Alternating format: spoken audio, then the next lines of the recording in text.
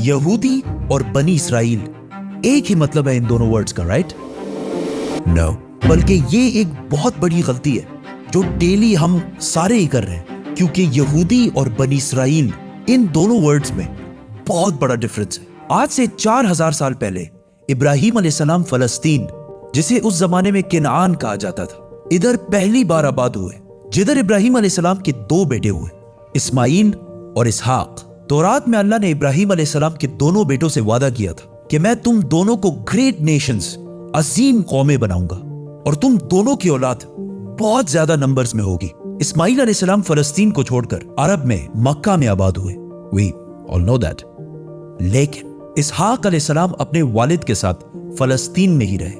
फिर इसहाक अलैहिस्सलाम के एक बेटे का नाम याकूब था, जिसे इसराइल के नाम से भी जाना जाता था। याकूब अलैहिस्सलाम के 12 बेटे थे और उन सारों के नाम ये थे। लेकिन याकूब अलैहिस्सलाम इन 12 बेटों में से सबसे ज्यादा मोहब्बत अपने बेटे यूसुफ अलैहिस्सलाम से करते थे, जिसकी वजह से बाकी भाई यूसुफ अलैहिस्सलाम से बहुत जेलस होते थे। फिर आगे जो हुआ वी ऑल नो दैट, और यूसुफ अलैहिस्सलाम मिस्र, इजिप्ट के वजीर आजम बने।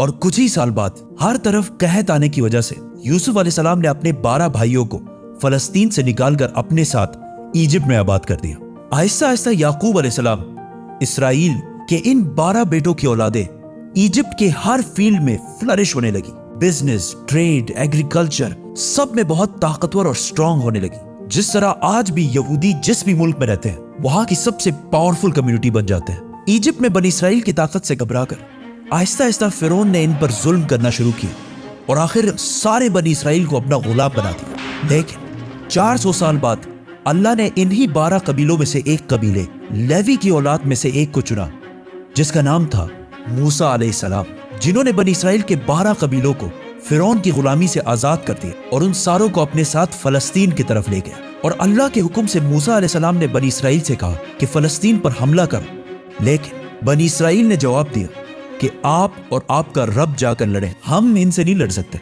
और ये इतनी सख्त बात उन्होंने इसलिए की क्योंकि मूसा अलैहिस्सलाम की फौज में उस वक्त जितने भी बनी इसराइल के लोग थे वो बचपन से ही फिरौन की गुलामी में बड़े हुए थे, जिसकी वजह से उनका जिस्म ही नहीं बल्कि उनकी सोच भी गुलामों जैसे बन गई थी। मतलब बिल्कुल एक बेगैरत कौम बन चुके थे, जिस पर अल्लाह ने 40 साल तक इन्हें इस डेजर्ट में रहने की सजा दी। 40 साल ही क्यों? क्योंकि इन 40 सालों में बनी इसराइल की पुरानी जनरेशन जो फिरौन की गुलामी की सोच में बड़ी हुई थी वो बिल्कुल खत्म हो गई और एक नई जनरेशन मूसा अलैहिस्सलाम की लीडरशिप में बिल्कुल आजाद सोच के साथ बड़ी हुई। और आखिर बनी इसराइल के इसी नई जनरेशन ने फलस्तीन और जेरूसलम को फतह कर लिया।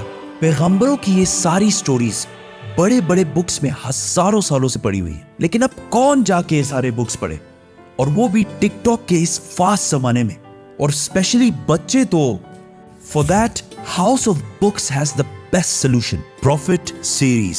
इसमें कुरान से बिल्कुल ऑथेंटिक स्टोरीज और बहुत ही इंटरेस्टिंग तरीके से बिल्कुल आसान अल्फाज में बनाए गए। And to buy this amazing series, link is in the description. मूसा अलैहिस्सलाम के बाद बनी इसराइल फलस्तीन में बहुत साल तक रहे, लेकिन फिर इन्हें दोबारा वहां से निकाल दिया गया, जिसके बाद अल्लाह ने बनी इसराइल के 12 कबीलों में से एक कबीले यहूदा की औलाद में से एक पैगंबर चुना, दाऊद अलैहिस्सलाम, जिन्होंने जेरूसलम पर हमला करके इसे दोबारा फतह कर लिया। और उनके बेटे सुलेमान अलैहिस्सलाम ने यहाँ पहली मस्जिद, टेंपल बनाया। अब बनी इसराइल का सबसे ताकतवर कबीला यहूदा की औलाद बन चुकी थी, क्योंकि सुलेमान अलैहिस्सलाम दुनिया के सबसे ताकतवर बादशाह का ताल्लुक यहूदा के कबीले से था। लेकिन सुलेमान अलैहिस्सलाम का बेटा रहोबोम अपने वालिद की तरह जीनियस नहीं था, जिसकी वजह से यहूदियों के इन 12 कबीलों की आपस में बहुत सख्त लड़ाई शुरू हो गई और आखिर सुलेमान अलैहिस्सलाम की ये अजीम सल्तनत 2 टुकड़ों में बट गई। बनी इसराइल के 10 कबीलों ने अपने आप को यहूदा कबीले से आजाद कर दिया और एक नई एम्पायर बनाई, द किंगडम ऑफ इसराइल। और सिर्फ 2 कबीले यहूदा और बेन्यामीन अपनी जगह पर ही रहे। बनी इसराइल के इन्हीं लड़ाइयों की वजह से अल्लाह ने इन पर अजाब नाजिल किया नियो असेरियन एम्पायर की शक्ल में, जिन्होंने सीरिया से फलस्तीन पर हमला किया और किंगडम ऑफ इसराइल उन 10 कबीलों पर कब्जा कर लिया और बनी इसराइल के सारे किंगडम को बिल्कुल तबाह कर दिया, जिसकी वजह से बनी इसराइल के 10 कबीले अपनी जान बचाकर फलस्तीन से हर तरफ भाग गए। इसके बाद एसेरियन एम्पायर ने सुलेमान अलैहिस्सलाम की सल्तनत यहूदा कबीले पर भी हमला करने की कोशिश की, लेकिन वो इसे फतह नहीं कर सके। अब यहां मसला ये हुआ कि बनी इसराइल के 10 कबीले फलस्तीन छोड़कर भाग गए और उनमें से बहुत सारे यूफ्रेटिस दरियाए फुरात के ईस्ट में आबाद हुए और आहिस्ता आहिस्ता इनका रिलीजन और कल्चर बिल्कुल बदल गया और दुनिया में बनी इसराइल के पुराने रिलीजन पर सिर्फ 2 ही कबीले बाकी रहे, यहूदा और बिन्यामीन का कबीला। लेकिन इन पर हुकूमत यहूदा कबीले की थी, जिससे इन दोनों कबीलों का नाम यहूदा पड़ा और आज तक इसी यहूदा कबीले की वजह से हम इन सारों को यहूदी कहकर बुलाते हैं और इन्हें यहूदी ही बुलाना चाहिए, क्योंकि आज दुनिया में जितने भी यहूदी हैं, ये बनी इसराइल का सिर्फ एक छोटा सा हिस्सा है। सिर्फ 2 कबीलों की औलाद है, बाकी सारे 10 कबीले ये इलाका छोड़कर जा चुके हैं। अब थ्रू आउट द ईयर्स दुनिया में बहुत सारे कबीलों ने यह क्लेम किया कि उनका ताल्लुक बनी इसराइल के उन्हीं 10 कबीलों में से है जो गायब हो चुके हैं। लेकिन दुनिया में एक कौम ऐसी है जिसका क्लेम सबसे भारी है और जिसे बहुत सारे यहूदी भी बनी इसराइल का हिस्सा समझते हैं,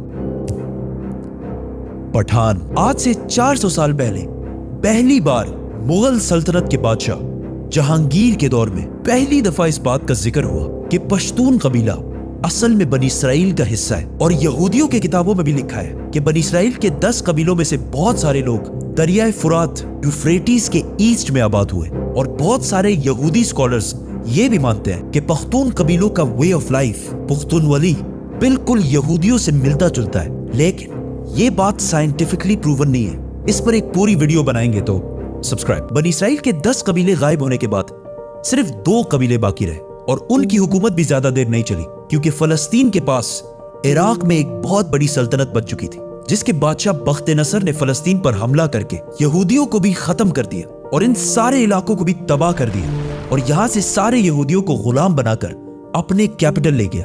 बख्त नसर ने उस टेंपल को भी तबाह कर दिया जो सुलेमान अलैहिस्सलाम ने बनाया था। लेकिन इस सब के 70 साल बाद ईरान के एक बहुत ही नेक बादशाह ने यहूदियों को गुलामी से निकालकर वापस फलस्तीन में आबाद किया और उस टेंपल को भी दोबारा बनाया जो सुलेमान अलैहिस्सलाम ने बनाया था। लेकिन 600 साल बाद एक बार फिर रोमन एम्पायर ने इस टेंपल को दोबारा तबाह कर दिया और आज तक ये टेंपल दोबारा नहीं बन सका और आज उस टेंपल की सिर्फ एक दीवार बाकी है, जिसकी वजह से पूरी दुनिया से यहूदी यहाँ इबादत करने के लिए आते हैं और ये दीवार ऐसी है जैसे मुसलमानों के लिए काबा। लेकिन अब क्वेश्चन ये है कि यहूदी इतने पैसे और इतने ताकत के बावजूद इस टेंपल को दोबारा बना क्यों नहीं रहे? क्योंकि यहूदियों का मानना है कि बहुत जल्द इनका एक मसीहा आएगा और वो पूरे बनी इसराइल को दोबारा फलस्तीन में जमा करेगा। इवन उन 10 कबीलों को जिनमें से बहुत सारे मुसलमान हो चुके हैं, उन सारों को जेरूसलम फलस्तीन में दोबारा यूनाइट करेगा और वहां से फिर दोबारा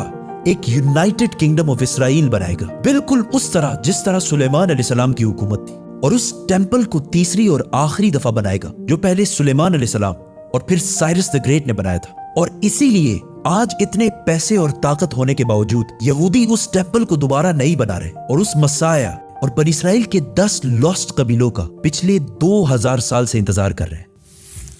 house of books, link in the description. Subscribe.